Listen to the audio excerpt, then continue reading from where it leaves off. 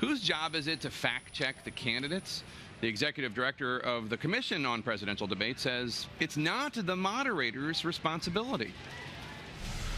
I think personally, if you start getting into fact-checking, I'm not sure what is a big fact, what's a little fact. I don't think it's a good idea to get the moderator into essentially serving as the Encyclopedia Britannica. Back with my panel now, Douglas Brinkley. Whose responsibility is it if one of the candidates tells a whopper?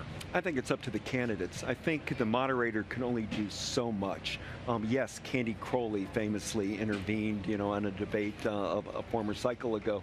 But really, Hillary Clinton's going to have to call Donald Trump out, and Trump's going to have to call Clinton out on mistakes. I think in the case of Hillary Clinton, she's got to watch that she doesn't keep going, that's not true, that's not true, that's not true. You become schoolmarmish if you're doing that, like you're correcting papers all the time. So she might say, tomorrow I'm going to post all your misstatements and kind of get around it in a blanket way. And Trump's going to really try to tangle her up in being lawyerly, particularly with that email scandal that she's had. There you go again. That's all you need, right? Yeah. There you go again. Soft. Yeah. There you go again. Well, what do you think, Mr. Mayor? Do you think it's a three-way responsibility? The candidates will, on their own, and they have to decide how they want to do that, as you said earlier. But I mean, the moderator, as was said earlier, do so much. Well, do something. I mean, there are big facts, little facts, and then there are lies. If it's just blatantly false, it's known public information, you have to call the person on.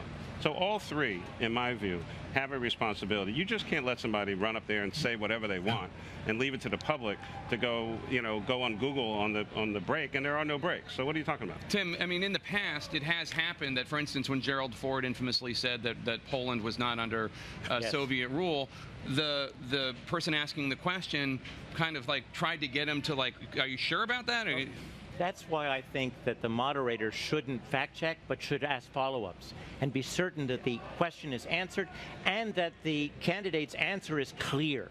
So I think the moderator plays a role, but it's not to be a fact-checker. That's the role of all of us and of the other candidate. Right. Jeffrey?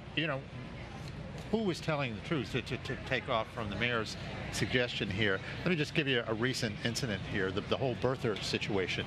The entire media was saying it was not true that the Clinton campaign was connected to her. I can just tell you, I heard from lots and lots of people out there who were sending me chapter and verse, and that it was so. My point is that what he said was Hillary Clinton started it. Right. Hillary Clinton, her campaign started it. I ended it. Right. That's not true. That's not true. Right. Sidney Blumenthal is a Clinton ally, right? Not on the campaign. Well.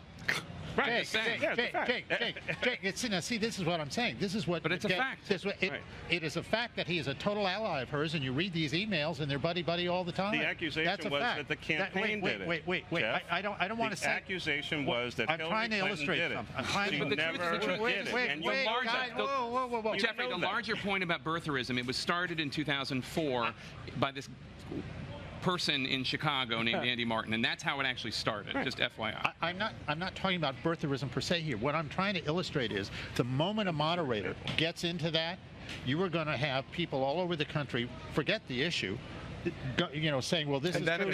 And then, Mary Catherine, then it becomes about the moderator. Well, yeah, right. I think that conversation is actually an illustration of why it is such a blunder to get into every single issue. One of Donald Trump's strange strengths is that when there are quite a few of these things coming at the moderator, breaking it up for each one of them does not work. It's a challenge for Hillary Clinton as well. Not that he won't have his own challenges coming at each one of her misstatements, and there will be plenty. Right.